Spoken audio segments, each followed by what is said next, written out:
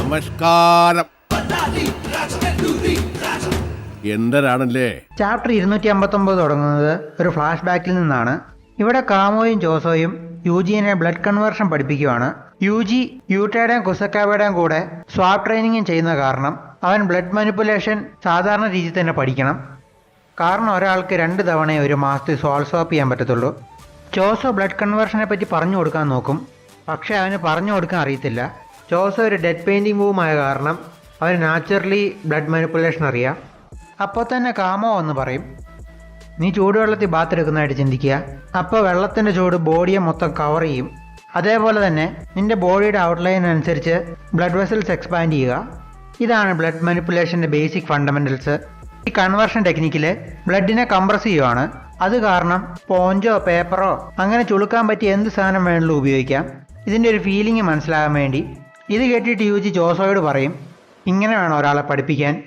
ജോസോ പറയും, സൂപ്പർനോവയെ പറ്റി എന്ത് വേണ്ടല്ലോ എന്നോട് ചോദിച്ചോ. അപ്പോൾ കാമോ പറയും, ബ്ലഡ് മാനിപ്പുലേഷൻ ഒരു വെപ്പണായി യൂജിക്ക് പറഞ്ഞു കൊടുക്കണ്ട, അതിന് പകരം ബേസിക് ആയിട്ടുള്ള ബ്ലഡിനെ സ്റ്റോപ്പ് ചെയ്യുന്നതും സ്റ്റിച്ചിങ്ങിനെ പറ്റിയാണ്. ഇത് കേൾക്കുമ്പോൾ ജോസോയ്ക്ക് വിഷമം വരും. ഈ ഫ്ലാഷ് ബാക്കിന് ശേഷം നമ്മൾ നേരെ ഫൈറ്റിലേക്കാണ് പോകുന്നത്.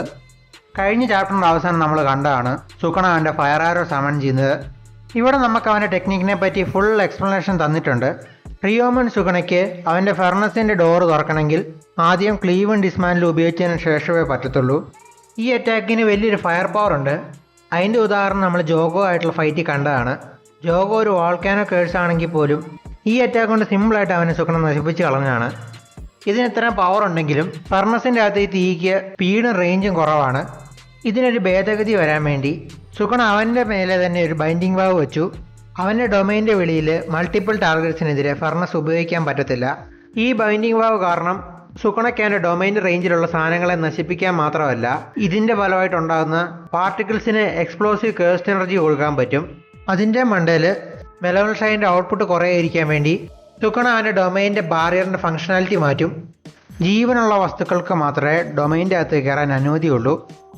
സുഗണ അവൻ്റെ ഫയർ ആരോ റിലീസ് ചെയ്യും. ഇത് കാരണം ഡൊമൈനകത്തുള്ള കേഴ്സ്റ്റ് എനർജി മുങ്ങിയ പാർട്ടിക്കിൾസ് എല്ലാം ഇഗ്നേറ്റ് ആകും. ഇതിൻ്റെ ഫലമായി വലിയൊരു തെർമോബാറിക് എക്സ്പ്ലോഷൻ നടക്കും. അതിനൊപ്പം ഈ സ്ഫോടനത്തിൽ നിന്നുണ്ടാകുന്ന ഷോക്ക് വേവും കൂടെ കൂടി ഒരു വസ്തുവിനും ഇതിൽ നിന്ന് ജീവനോട് രക്ഷപ്പെടാൻ പറ്റത്തില്ല. ഈ അറ്റാക്കിൻ്റെ പവറും കൊണ്ടാണ് സുഗണ മഹുറാഗാനെ ഇല്ലാതാക്കി കളഞ്ഞത്. അവരുടെ ഷിബുയെ വെച്ചുള്ള ഫൈറ്റിൽ അവിടെ വെച്ച് നമ്മൾ ഈ അറ്റാക്കിൻ്റെ പവർ കണ്ടതാണ്. ഇതാണ് സുഗണയുടെ അൾട്ടിമേറ്റ് ടെക്നിക്ക്. സുഗണ ഈ അറ്റാക്ക് നേരത്തെ ഉപയോഗിക്കാതിരിക്കാനുള്ള കാരണം അവനും ഗോജോ ആയിട്ടുള്ള ഫൈറ്റിൽ അവരുടെ ബാരിയർ ടെക്നിക്കിൻ്റെ കണ്ടീഷൻസ് അവർ കോൺസ്റ്റൻ്റ് ആയിട്ട് മാറ്റിക്കൊണ്ടിരുന്നു. അത് കാരണമാണ് ഗോജോയ്ക്കെതിരെ സുഗണ ഇത് ഉപയോഗിക്കാതിരുന്നത്. ഇതിന് ശേഷമാണ് നമ്മൾ കാണുന്നത് യൂജിക്ക് ഈ അറ്റാക്ക് കൊള്ളാതിരിക്കാൻ വേണ്ടി ജോസോ അവൻ്റെ ബോഡിയും കൊണ്ട് ഒരു ബാരിയർ ഉണ്ടാക്കിയത്.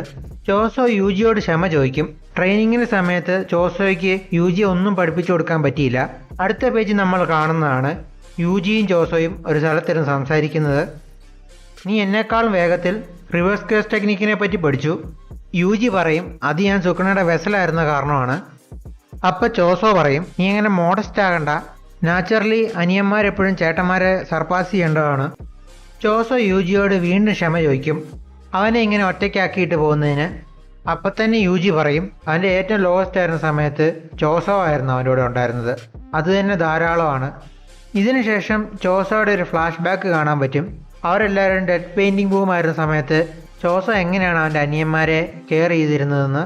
അടുത്ത പാനലിൽ നമുക്ക് കാണാൻ പറ്റും ജോസോ യൂജിയോട് അവൻ്റെ അനിയനായാൽ നന്ദി പറയും. അതിനുശേഷം അവൻ മരിച്ചു പോകും.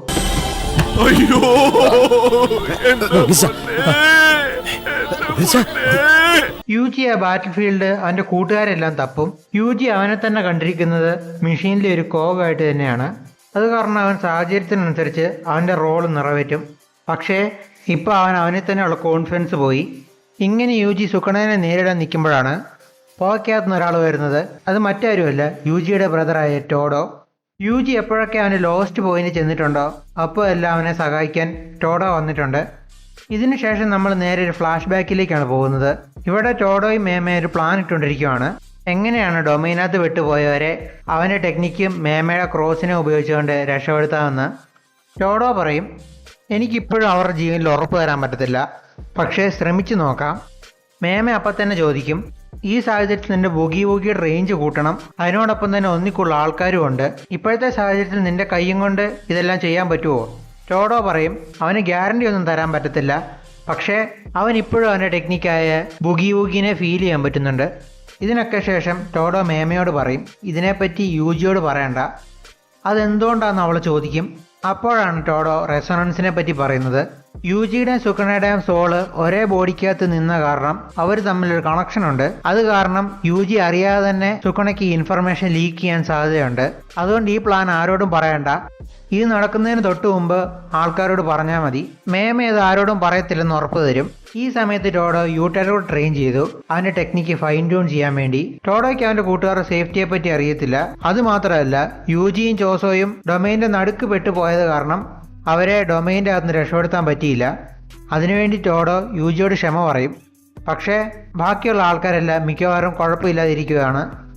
ബാക്കിയുള്ളവർ കുഴപ്പമില്ലെന്ന് കേൾക്കുമ്പോഴത്തേക്കും യൂജിക്ക് അവൻ്റെ ആത്മവിശ്വാസം തിരിച്ചു വരും. അപ്പം തന്നെ അവനും ടോഡോയും സുക്കണയ്ക്കെതിരെ ഫൈറ്റ് ചെയ്യാൻ ഇറങ്ങും. അപ്പോഴാണ് നറേറ്റർ നമ്മളോട് പറയുന്നത് സുക്കണ അവൻ്റെ ഡൊമൈൻ ഉപയോഗിച്ചിട്ട് നിൽക്കുന്ന ഈ സാഹചര്യത്തിൽ അവൻ അവൻ്റെ തന്നെ കേസ് ടെക്നിക്ക് ഉപയോഗിക്കുന്നത് പെയിൻസ്റ്റേക്കിങ്ങിൽ ഡിഫിക്കൽട്ടായിട്ട് നിൽക്കുവാണ്. അങ്ങനെയാണ് ഈ ചാപ്റ്റർ അവസാനിക്കുന്നത്.